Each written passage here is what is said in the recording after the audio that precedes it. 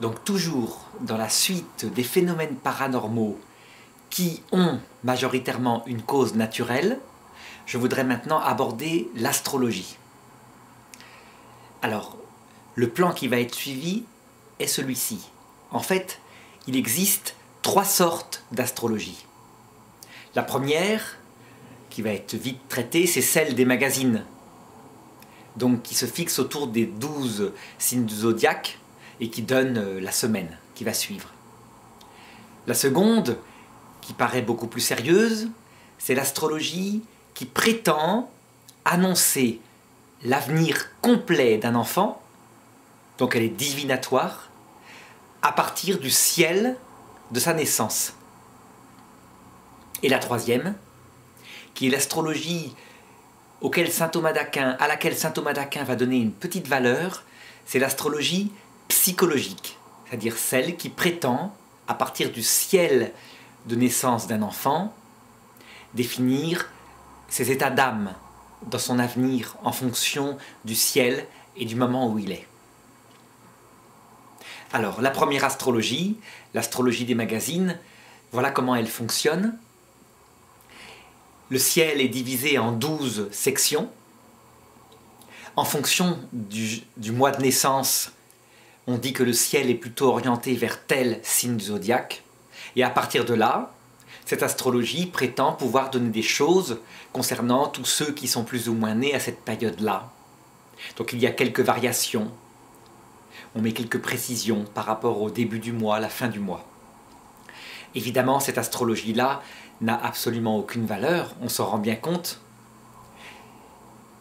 Dans chaque signe du zodiaque, finalement, il y a une proportion importante de la population, environ 9%, peut-être un peu moins, mais si chaque personne de cette population, qui est par exemple Capricorne, devait avoir à peu près la même semaine, ça se saurait. Donc en fait, les articles de ces magazines féminins sont écrits de telle façon que c'est assez général et que ça va concerner à peu près tout le monde, comme ce sont beaucoup des jeunes qui sont assez inquiets de leur avenir, qui regardent l'horoscope, eh bien on va mettre des choses affectives. Comme ce sont aussi des gens qui sont inquiets pour leur travail, on va mettre quelques petites remarques professionnelles. Qui dans sa semaine n'a pas un moment de bonheur, un moment de malheur? Donc c'est fait de manière assez générale, pour que celui qui y croit trouve une petite nourriture, tandis que celui qui analyse les choses se rend compte que ça ne marche pas. Alors pour démontrer maintenant que ça ne marche pas, il suffit de prendre 2 magazines différents et de comparer la chose qui a été rédigée. D'ailleurs c'est un tel pinceau à rédiger, parce qu'il faut tenir 52 semaines par an, que très souvent on prend des horoscopes des années 1930 et qu'on remet. Bon, ça se mélange à peu près, ce n'est pas encore sur Internet. Alors comment est-ce qu'il faut prendre ces horoscopes des magazines si certains les lisent? Eh bien avec amusement, comme donnant une petite phrase du jour, un conseil de la semaine. Mais pas plus que ça. Il serait absolument aberrant d'y croire. Alors la deuxième forme d'astrologie, par contre, est beaucoup plus ancienne. Elle trouve sa racine sans doute au Paléolithique, donc chez les chasseurs-cueilleurs, à une époque où le ciel, la nuit, n'est absolument pas pollué, comme maintenant, par les lumières. Et donc, il est magnifique, il est clair. Et comme les gens n'ont pas de télévision, rien pour s'occuper, ils regardent énormément le ciel et ils essayent de comprendre sa variation. Donc elle va se développer pendant tout cet âge préhistorique pour apparaître de manière presque scientifique dans ces civilisations-là, dans plusieurs endroits du monde. Les plus connus sont la Chine et son astrologie autour d'une série de thèmes, la Chaldée, c'est-à-dire l'Irak actuel, d'où sont issus les mages qui sont venus visiter Jésus lors de la Nativité. L'Égypte était très très férue en astrologie. Mais en fait, en étudiant toutes les civilisations, on se rend compte que l'astrologie était assez universelle. Elle était partout pratiquée, ce qui est tout à fait cohérent, parce que le ciel était magnifique, mystérieux, il changeait, et que l'homme était soumis aux aléas de la vie, beaucoup plus que maintenant peut-être. Il pouvait mourir n'importe quand, d'une maladie, de choses qu'il ignorait complètement, dont il ignorait complètement la cause. époque où il n'y avait pas encore les grandes religions actuelles, qui ont placé les astres à leur juste place. C'est-à-dire qu'ils les ont définis comme étant des corps célestes et non pas des dieux intelligents régissant le destin humain. Eh bien, il était cohérent que les peuples enfants de cette période-là définissent les astres comme étant des dieux qui présidaient aux destinées humaines. Et voulant comprendre leur volonté, les hommes ont commencé à calculer, à faire des remarques, à noter si par exemple le passage d'une comète indiquait, quelque temps plus tard, telle ou telle catastrophe. Et c'est comme ça que petit à petit est née cette astrologie divinatoire, donc elle prétend annoncer l'avenir. Alors elle s'est spécialisée en Chine, en Chaldée, et voilà comment elle s'est mise à fonctionner. Quand un enfant naissait, on notait précisément le jour, l'heure, à la seconde près si possible, enfin à l'époque il n'y avait pas cette précision, le lieu de sa naissance. Et à partir de là, les astrologues pouvaient déterminer l'état du ciel précis à l'instant de sa naissance. Donc la situation des planètes, qui étaient connues à l'époque, toutes n'étaient pas connues. Donc par exemple, la Lune, qui était une planète, était à tel degré dans le ciel, au-dessus. Le Soleil était à tel degré dans le ciel, au-dessus. Mars, etc., etc. À partir de là, les anciens, à partir de milliers d'années d'expérience, plus ou moins accumulées, plus ou moins tirées par les cheveux, c'est un certain nombre de règles qui permettaient d'annoncer l'avenir de la personne, ou plutôt sa journée, en fonction du ciel de l'époque où elle vivait. Mettons, 20 ans plus tard, le ciel était tout à fait différent, on le comparait au ciel de naissance et on en déduisait quelque chose sur la journée. Alors, est-ce que cette astrologie divinatoire peut marcher ? Eh bien, il faut répondre de deux manières. D'abord d'une manière philosophique, donc par le réalisme, tout simplement, et d'autre part, puisque nous sommes ici en théologie catholique, de manière théologique. Eh bien, de manière philosophique, il est facile de démontrer que cette astrologie ne peut absolument pas marcher. Et voilà comment. Les astres dans le ciel, il n'y a pas plus régulier qu'eux, sauf bien sûr les accidents célestes comme les comètes qui, elles, apparaissent on ne sait pas quand et disparaissent de la même façon, du moins pour les anciens. Les planètes, elles, ont un cycle régulier. Le destin humain, lui, en comparaison, est soumis à toutes sortes d'influences dont les plus insaisissables sont le hasard. Donc un être humain peut mourir alors qu'il est en pleine forme parce que par hasard lui est tombé sur la tête une tuile d'un toit. Et puis la liberté. Une liberté qui est certes conditionnée par notre éducation, l'histoire qui nous entoure, mais une liberté qui existe quand même et qui est aléatoire. La liberté humaine, elle a une influence sur les événements humains.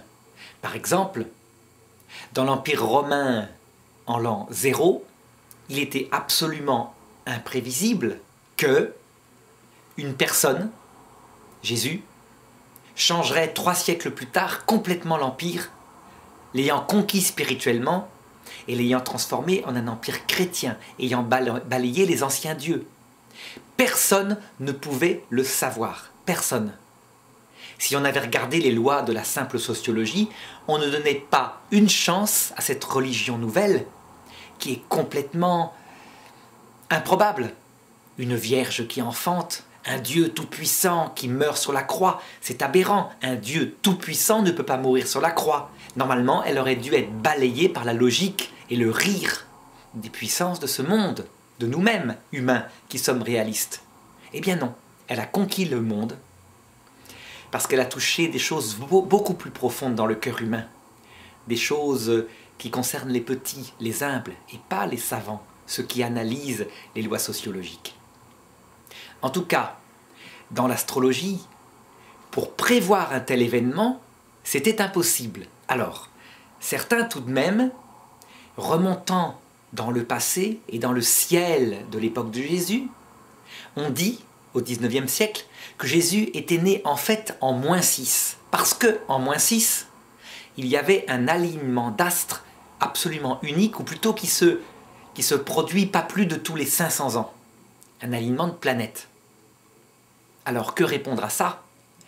Eh bien, en fait, Dieu s'incarne pour parler à la mentalité des hommes. Et donc, il a parlé le langage des hommes de l'époque qui croyaient à l'astrologie. Mais l'astrologie elle marchait tellement peu qu'il a choisi peut-être effectivement un alignement particulier d'astres, mais qui se reproduit 500 ans plus tard et il ne s'est rien passé. Mais surtout, pour indiquer le lieu de sa naissance, il a dû créer de toutes pièces une étoile, dit l'Évangile. Ce n'est pas une comète, ce n'est pas une supernova, puisque l'Évangile dit qu'elle se déplaçait. Et les rois mages la suivaient, et quand ils s'arrêtaient pour camper le soir, elle s'arrêtait. Donc, le langage était épais, parce que l'astrologie, justement, ne marchait pas. Si l'astrologie avait marché, les rois mages, par leurs calculs, auraient précisément su l'endroit où naissait le Messie, où le rencontrer, ça aurait été marqué dans les astres. Au lieu de ça, il a fallu une étoile créée de toutes pièces. Donc la réponse théologique est nette, c'est que l'astrologie, c'est de la superstition à ce niveau-là. Elle ne peut pas prévoir l'avenir, parce que l'homme est une personne créée par Dieu, et que son destin ne peut pas être entièrement déterminé par le cycle des astres. Il a des actes libres. Par exemple, si une personne était déterminée par les astres à ce que sa mort se produise à l'âge de 80 ans, et que cette personne vient, par sa liberté, à se suicider à l'âge de 30 ans, est-ce que ce sera marqué dans les astres? Eh bien, certains ont prétendu que Dieu avait fait dans les astres une sorte de langage caché que seuls les mages, les astrologues, pouvaient décrypter. Quand on regarde, encore une fois, la façon dont les astres se comportent lentement, se croisant certes dans le ciel, mais à des rythmes réguliers, sur des longs mois, ils ne peuvent absolument pas expliquer un accident qui ponctuellement arriverait à une personne ou un acte libre comme un suicide. Ou alors, il faudrait admettre que tout d'un coup apparaîtrait à cet instant une comète, parce que l'acte est accidentel et qu'elle disparaîtrait juste après. Il faudrait que le langage du ciel corresponde. Et ça ne colle pas. Il n'y a pas besoin d'être théologien pour le découvrir, pour savoir que l'astrologie divinatoire est une superstition. Une superstition, au plan théologique, c'est quand on attribue à une cause qui est incapable un effet qui la dépasse complètement. Eh bien, la cause en question, ce sont des corps célestes aveugles. L'effet, ce serait le destin complet d'un être humain, sa vie, ses accidents de vie, sa mort. Il n'y a pas de rapport entre les deux causes.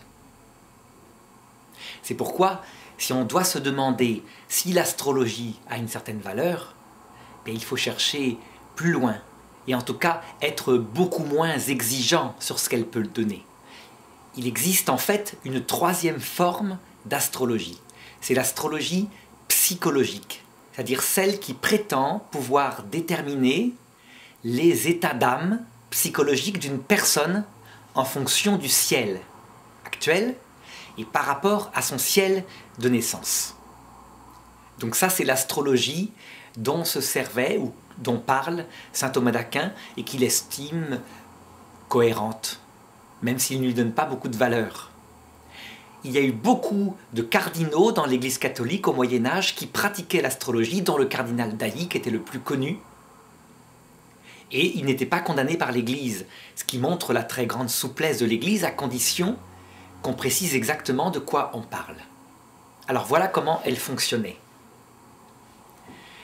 De la même façon que pour l'astrologie divinatoire, on notait le jour, l'heure, le lieu de naissance d'un enfant.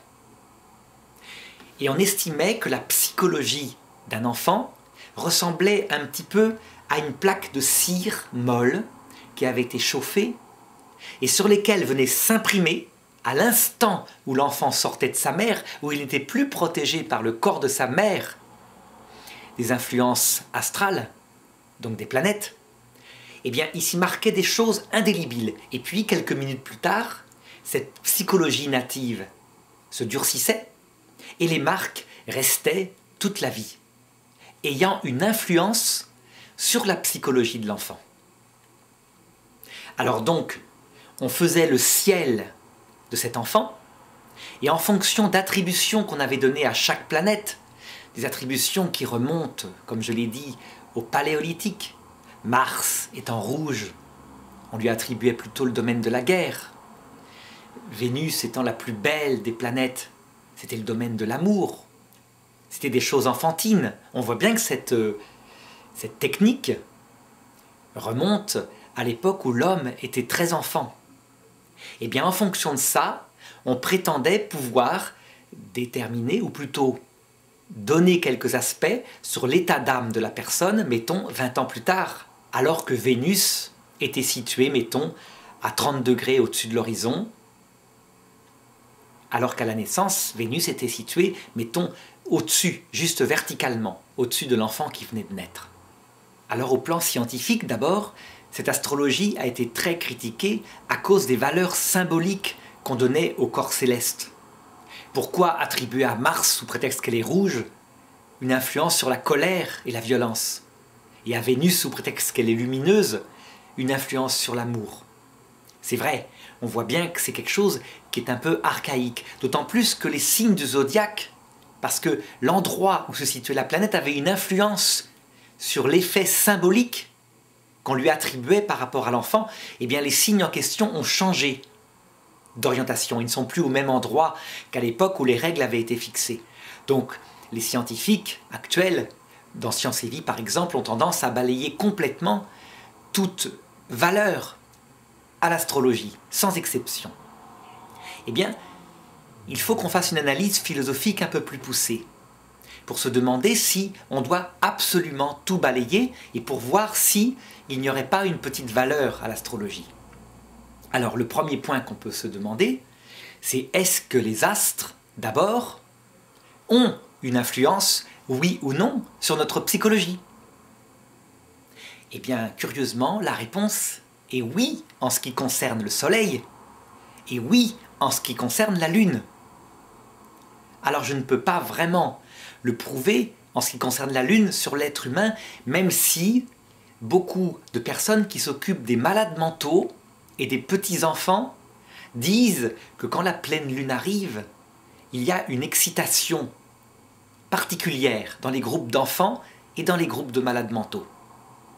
Seulement, il faudrait vérifier, parce qu'on avait aussi prétendu que par les nuits de pleine lune, il y avait plus de naissances. Et la chose a été facile à vérifier, avec simplement les registres de naissance, et apparemment, il n'y a rien du tout. Donc il y a beaucoup de légendes urbaines là-dedans. Il faut faire des études pour être sûr de soi. L'impression ne suffit pas. Mais je peux prouver qu'il y a une influence du soleil et de la lune. Le soleil, bon, tout le monde l'expérimente. Quand il fait soleil, que les nuages sont cachés, on éprouve de la joie. Mais ça ne va pas plus loin que l'effet, en fait, de la lumière. Et un effet qui n'est pas durable. Ça veut dire que s'il fait soleil tout le temps, si on le demande aux habitants du Sahara, la présence du soleil ne provoque pas de joie. C'est plutôt la présence de la pluie qui provoque chez eux les rires et les chansons. Mais dans nos pays nordiques, c'est vrai. Pour ce qui concerne la Lune, là, on a des choses beaucoup plus scientifiques. On repère que dans le domaine de la reproduction animale, et principalement en ce qui concerne les animaux inférieurs, comme par exemple les coraux, on repère que le cycle de la reproduction est totalement déterminé par la Lune. La nuit des coraux, à certaines espèces de corail, je suppose, sans doute pas tous les coraux, est très connue dans certaines mers. À savoir que au printemps, mettons par exemple, parce que je ne suis pas aussi précis que ça, il faudrait vérifier. Mettons à la première lune de printemps, la première lune pleine de printemps, lorsque la lune arrive, mettons, à 30 degrés dans le ciel, en se levant le matin, les coraux mâles et les coraux femelles, en même temps, vont émettre dans la mer leurs millions d'ovules et de spermatozoïdes. Et il ne faut pas qu'il y ait d'erreur. Ça se passe donc à un moment précis. S'il y a erreur, eh bien les courants entraîneront d'un côté les ovules, et puis si les spermatozoïdes arrivent le lendemain, ils seront entraînés à un autre endroit, et il n'y aura pas reproduction, donc il y aura fin de l'espèce. Comment est-ce que les coraux, qui sont des petits mollusques sans grande conscience, comment est-ce qu'ils sentent, par un signal mystérieux, que la Lune en est rendue précisément à l'endroit où il faut émettre les gamètes? Eh bien, on n'en sait rien, mais on constate que ça se fait. On le constate, et c'est donc qu'il y a une cause, puisqu'il y a un effet. Et cette cause n'est pas connue. C'est une cause certainement d'origine psychique, parce que le mollusque, il a son petit psychisme. Si sur une espèce vivante primitive comme cela, il y a une influence de la Lune, et si l'homme, dans son ADN, possède des choses qu'il a petit à petit acquis par le travail des anges et l'évolution, comme je le disais, puisque l'évolution par le simple loi du hasard, c'est une chose qui est difficile à croire, mais plutôt par cette ingénierie qui s'est passée au cours des milliards d'années, des millions d'années, des centaines de millions d'années, eh bien, il est tout à fait crédible que cette influence existe aussi chez l'homme. Et ça suffit pour fonder une certaine validité à l'astrologie. Mais en étant très prudent, ça veut dire que la Lune, c'est tout de même un gros astre. Mars, c'est tout de même un petit astre. Je veux dire par là qu'il est très éloigné. Seulement, cette influence en question, on ne sait pas d'où elle vient. Si c'était la gravitation, ça ne marcherait pas comme ça, parce que la Lune, quand elle est pleine, quand elle n'est pas pleine, elle a la même gravitation sur la Terre. C'est autre chose, c'est une cause parapsychologique pour le moment. Ça veut dire quoi? Une cause naturelle qu'on ne connaît pas encore. Or, j'avais montré, dans la leçon précédente sur la télékinésie, qu'on avait fait quelques expériences aux États-Unis et qu'on s'était rendu compte que quand une personne se concentrait pour déplacer des petites particules un peu plus sur la droite par rapport à leur ordre normal, eh bien l'effet était le même quand elle était à 5 cm de l'expérience que quand elle était à 1000 km de l'expérience. Il en est peut-être de même pour les planètes. Et peut-être que la distance n'influence pas. Bon, admettons qu'il y ait une certaine validité à cette astrologie psychologique. En tout cas, saint Thomas, à son époque, l'admettait. Il pensait que ce n'était pas forcément superstitieux, parce que là, on avait vraiment une cause qui pouvait produire un effet cohérent sur le psychisme humain. Ceci étant admis, il faut redevenir les pieds sur terre. Ça veut dire qu'il faut se demander exactement de quel ordre est cette influence. Est-ce qu'elle influence beaucoup ou peu le destin de l'être humain? Pour répondre, il faut analyser de quoi est fait notre destin. Je veux dire par là notre vie humaine. Quelles sont les influences? Quand un enfant est conçu, l'influence fondamentale, énorme, c'est la génétique. Il reçoit de ses parents une génétique précise, la moitié de sa mère, la moitié de son père. Quand la mère a un tempérament lymphatique, et le père aussi, il est quand même fréquent de trouver un enfant avec un tempérament lymphatique. Quand le père a un tempérament excité, eh bien souvent, un des enfants, on retrouvera son tempérament. Cet aspect-là est fondamental, il est sans doute beaucoup plus important que tout le reste. Que tout le reste, du moins au moment de la naissance, parce qu'il va y avoir d'autres influences. L'enfant naît, eh bien la deuxième influence, c'est l'éducation première. Tout enfant, c'est une chose naturelle, a besoin dans les premières années de sa vie de bases qui vont structurer son psychisme. C'est de la pré-éducation.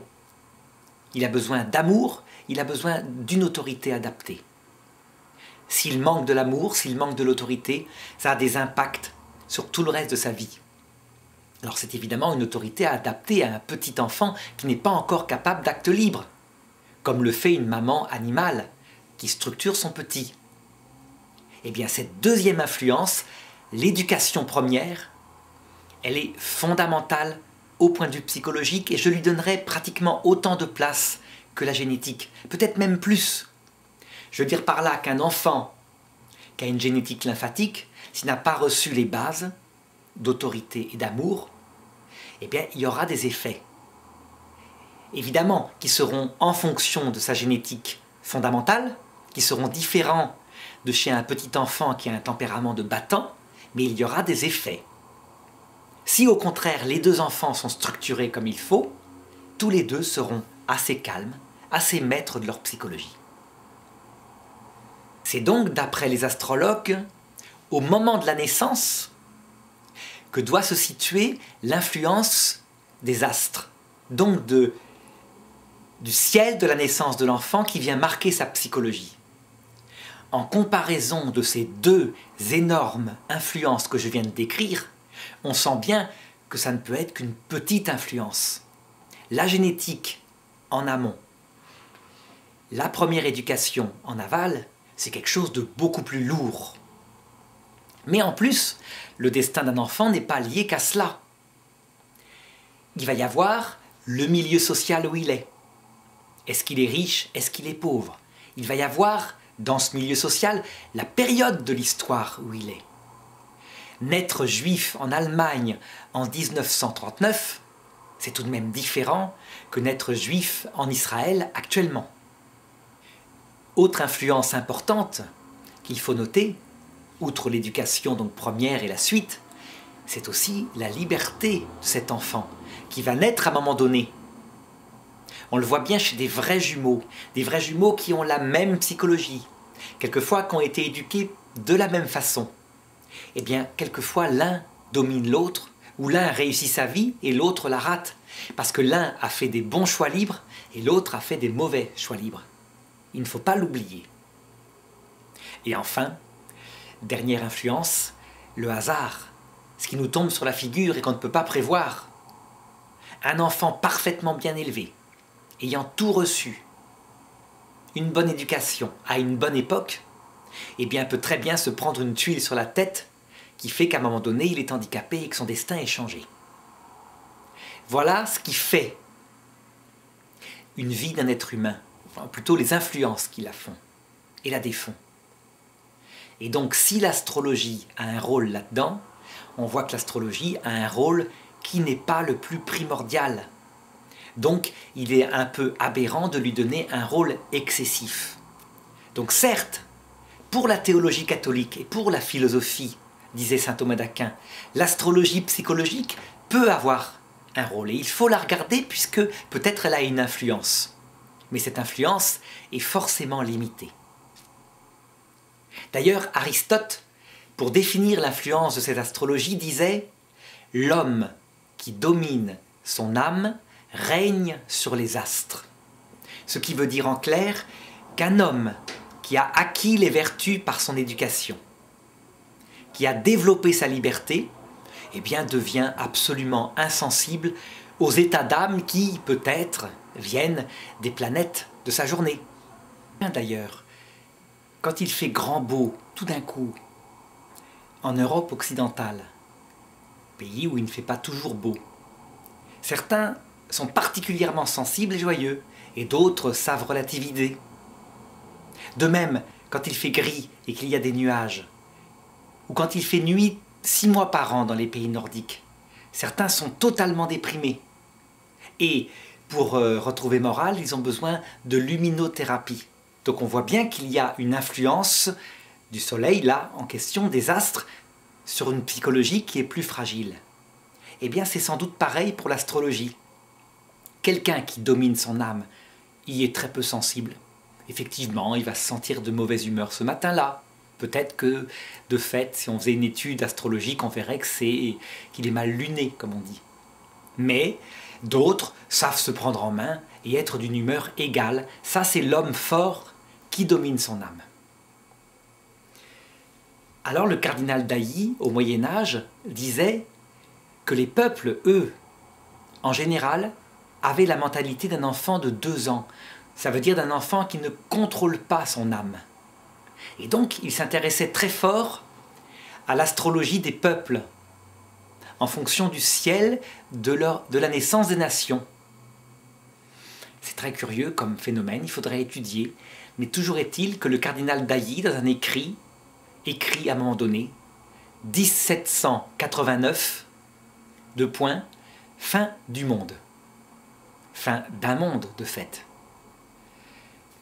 Alors quand on analyse 1789, on voit effectivement qu'il y a une fureur populaire qui va mettre fin en France à un ancien monde, et peut-être même dans l'Europe entière, dans le monde entier par influence.